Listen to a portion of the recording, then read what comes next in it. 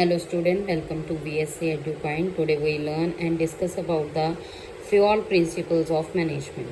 ठीक है, तो सबसे पहले हम इनकी इंट्रोडक्शन देख लेते हैं कि जो FIOL के प्रिंसिपल्स हैं उनका फुल नेम क्या है। Henry FIOL। ठीक है, हेनरी FIOL का यहाँ पे लाइफ टाइम दिया, उनका प्रोफेशंस बताए हुए हैं, उनकी एजुकेशंस के बारे में बताएं और उनकी कॉन्ट्रीब्यूशंस बताएं कि उनकी कॉन्ट्रीब्यूशंस मैनेजमेंट में क्या रही हैं। तो फर्स्ट हम इनके ना प्रिंसिपल्स की बात करेंगे कि मैनेजमेंट में इन्होंने 14 प्रिंसिपल्स दिए हैं। वो बहुत ही फेमस प्रिंसिपल्स हैं हमारी मैनेजमेंट में, जिनको ये फादर ऑफ मैनेजमेंट थॉट्स भी बोलते हैं प्रिंसिपल्स को। तो अब हमें ये प्रिंसिपल इन डिटेल स्टार्ट करने लगे हैं। फर्स्ट मैनेजमेंट का प्रिंसिपल है डिविजन्स ऑफ वर्क। ठीक है, डिविजन्स ऑफ वर्क में क्या होता है कि जहाँ पे हमने वर्क को क्या करना है, स्मॉल पार्ट्स में डिवाइड कर देना ताकि वो वर्कर्स के लिए इजी हो जाए काम करना। ठीक है, और काम वैसे देना कि जो बंदे को जो काम आता है अच्छे से उसको वही टास्क परफॉर्म करने के लिए देना ताकि एफिशिएंसी बनी रहे। ठीक है, और जो काम है वो विद इन टाइम पीरियड और विद इन कॉस्ट के बीच में आपका कंप्लीट हो जाए। तो डिवीजन ऑफ वर्क में ये है। देन सेकेंड पॉइंट है authorities and responsibilities. Authorities and responsibilities में क्या होता है, अथॉरिटी मीन्स कि हमने किसी को किसी चीज़ की रिस्पॉन्सिबिलिटी देनी, हम उसको कमांड दे रहे कि ये काम ऐसे होना चाहिए, वो अथॉरिटी होती है। अब जैसे ऑनर मैनेजर को अथॉरिटी देता है कि मेरे बिहाफ पे तू काम करके देगा। ठीक है, अब यहाँ पे ऑनर क्या करेगा, इंस्ट्रक्शन प्रोवाइड करेगा कि मेरे ये गोल्स हैं, मेरे ये टारगेट है। तो मैनेजर क्या करेगा, उसी टारगेट उसी गोल्स के अकॉर्डिंग वो काम करवाएगा आगे जाके अपने एम्प्लॉयज़ से। ठीक है, अब जो इन दोनों के बीच में रिलेशनशिप चल रही है वो है ऑफिशियल। ठीक है, ऑफिशियल जब अथॉरिटीज़ दी जाएंगी तो मतलब वो काम पूरा होना चाहिए। ठीक है, जो भी उन्होंने टाइम पीरियड बताया हुआ है उसके बीच में। ठीक है, जो पर्सनल अथॉरिटी है, पर्सनल अथॉरिटी में होता है हम किसी इंडिविजुअल मैनेजर को बोल रहे हैं कि आप मेरे बिहाफ पे ये काम कर दो। ठीक है, तो जब वो एज अ फ्रेंड जोन में जाके जब काम करेंगे, अथॉरिटीज़ को पूरा करेंगे, वो पर्सनल अथॉरिटीज़ में आ जाएगा।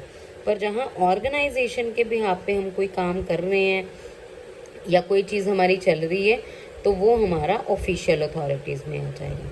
ठीक है, दूसरा इसका है रिस्पॉन्सिबिलिटी पॉइंट। रिस्पॉन्सिबिलिटी मीन्स कि जो हमें अथॉरिटी दी गई है एज अ रिस्पॉन्सिबल पर्सन की तरह उसको हम कंप्लीट करें।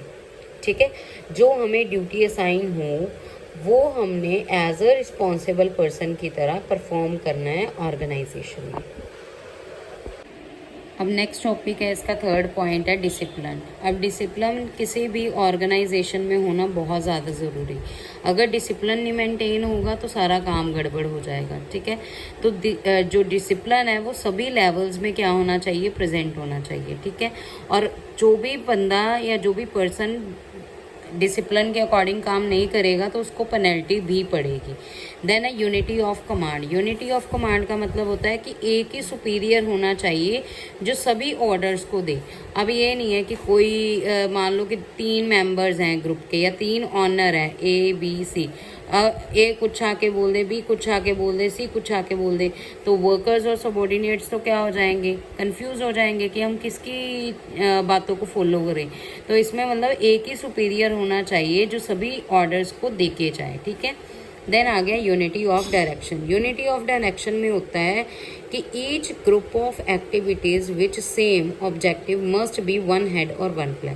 कह रहे कि जो एक्टिविटीज सेम है ना उनका ऑब्जेक्टिव भी क्या होना चाहिए, सेम ही होना चाहिए। ठीक है, वहाँ पे एक ही हेड होना चाहिए और उस काम के लिए एक ही प्लान बनना चाहिए। ये नहीं कि एक काम को परफॉर्म करने के लिए 2-2 3-3 प्लान्स बने, ऐसे नहीं होना चाहिए। एक हेड होना चाहिए और एक ही प्लान उस एक्टिविटीज़ के रिगार्डिंग बनना चाहिए।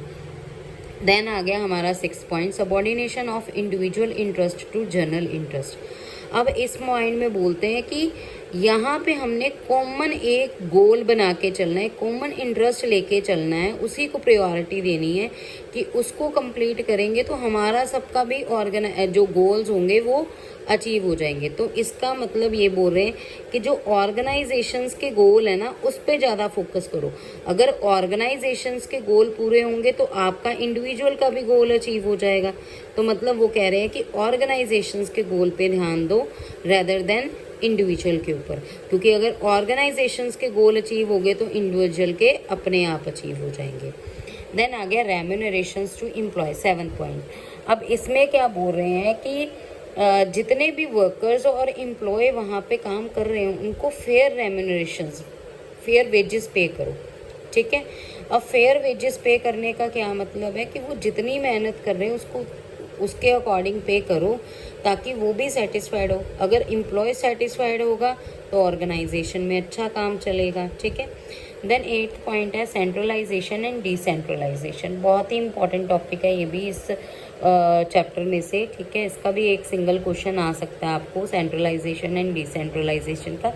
अब सेंट्रलाइजेशन में क्या होता है, जहाँ पे जो पावर होती है वो किसी एक के हाथ में होगी, जैसे कि ऑनर ही सारी पावर, ऑनर के पास ही सारी पावर होगी, ऑनर ही सभी को अथॉरिटीज देगा, ठीक है।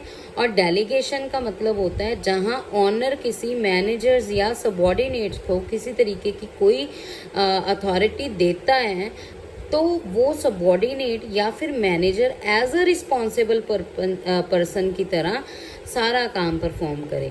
पर इसमें क्या होगा, सबके पास पावर होगी। अब जैसे हमने बोला ऑनर के बाद मैनेजर देखेगा, अब मैनेजर आगे पर्सन रख लेगा। अब ये पर्सन्स को वो रिस्पॉन्सिबिलिटी और दे देगा कि तुम ये काम ऐसे करो, ये काम ऐसे होना चाहिए। तो पावर्स उनके खुद के हैंड में होगी। जितने भी एम्प्लॉयज़ हैं वो अपनी मर्जी से काम करेंगे कि काम अच्छे से अच्छा हो और जल्दी से जल्दी हो। तो इसीलिए सेंट्रलाइजेशन में ऑनर के हाथ में पावर होगी और डिसेंट्रलाइजेशन में जो एम्प्लॉयज़ हैं उनके हाथ में पावर होगी ताकि वो अपना डिसीज़न खुद ले सके और ऑर्गेनाइजेशन में कंट्रीब्यूट कर सके अच्छे से। देन आ गया हमारा स्केलर्जी। अब इसमें कम्युनिकेशन का फ्लो चलेगा कि यहाँ पे ये देखो हमने एक पिक्चर बनाई है, डायग्राम बनाया है, वहाँ पे देखो कि ये फ्लो कम्युनिकेशन का चल रहा है। अब यहाँ पे क्या बोल रहे हैं कि जो भी लेवल्स में हमारे सबॉर्डिनेट्स, मैनेजर्स या फिर ऑनर्स बैठे हैं वो फ्रीली कम्युनिकेट कर सकते हैं, ठीक है। ये नहीं है कि अगर 2 डिपार्टमेंट बने हैं तो ये डिपार्टमेंट सिर्फ इससे बात करेगा और ये डिपार्टमेंट इससे बात करेगा, ऐसा नहीं है। यहाँ पे एक गैंग प्लान का टॉप आएगा पॉइंट, ठीक है। गैंग प्लान होता है जहाँ पे आप फ्रीली कम्युनिकेट कर सकते हो। एक शॉर्ट रूट तैयार कर दिया जाएगा जिसमें आप फ्रीली कम्युनिकेट कर पाओगे, ठीक है। इससे क्या होगा, एक तो तुम्हारा कोऑर्डिनेशन बना रहेगा, ठीक है, और रिलेशनशिप बिल्डअप होगा और काम भी जल्दी से कंप्लीट होगा। देन नेक्स्ट पॉइंट है ऑर्डर। ऑर्डर का मतलब कि यहाँ पे सीक्वेंस वाइज सारी एक्टिविटीज़ परफॉर्म होगी विद इन टाइम पीरियड, ठीक है। A place for everything and peoples at appropriate time and stable place for maximum efficiency. कि जो काम जिस सीक्वेंस में बोला और जितने टाइम पीरियड में कंप्लीट करने के लिए बोला उसी तरह वो काम हमने कंप्लीट करना है पूरी एफिशिएंसी के साथ। फिर 11th पॉइंट है हमारा इक्वालिटी। अब हमने इक्वालिटी भी यहाँ पे मेंटेन करके रखनी, ये भी हमारा प्रिंसिपल है कि सबके साथ जस्टिस करना, ये किसी के साथ भेदभाव नहीं करना कि किसी को काम थोड़ा दिया किसी को काम ज़्यादा दिया, ऐसे नहीं करना। सबके साथ इक्वली बिहेव करना और सबको इक्वल काम देना, ठीक है। देन आ गया हमारा स्टेबिलिटी ऑफ पर्सोनल्स। अब यहाँ पे हमने क्या करना है, उनको ये नहीं है कि कभी जॉब कहाँ पे लगा दी, कहाँ पे जॉब लगा दी, डिपार्टमेंट्स चेंज कर दिए, ऐसे नहीं करना। उनको एक स्टेबल पोजीशन प्रोवाइड करनी जहाँ पे वो काम कर पाएँ और उनका माइंड फ्री रह पाए। फिर आ गया इनिशिएटिव। अब उनको इनकरेज भी करना, उनको मोटिवेट भी करना काम करने के लिए ताकि वो काम को अच्छे से परफॉर्म कर पाएँ, ठीक है। फिर स्पिरिट दे कोप पे आ जाएगा कि टीम वर्क स्पिरिट के साथ इकट्ठे होके काम करना सारा।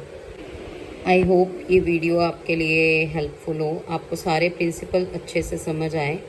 इम्पॉर्टेंट चैप्टर भी है प्रिंसिपल ऑफ मैनेजमेंट, ठीक है। इसमें से पक्का क्वेश्चन आते ही आता है बोर्ड में से, या सिंगल पॉइंट्स पूछ लेते हैं या डिफरेंसेस में पूछ लेते हैं, किसी भी 2 टॉपिक्स का या 3 टॉपिक्स का आपको डिफरेंस बन के आ जाएगा, ठीक है। और बाकी अगर आपको कोई और चैप्टर्स के ऊपर या और टॉपिक्स के ऊपर वीडियो चाहिए तो आप कमेंट सेक्शन में ज़रूर मेंशन करना, ठीक है। अगर वीडियो अच्छी लगी हो तो लाइक करें, सब्सक्राइब करें चैनल को।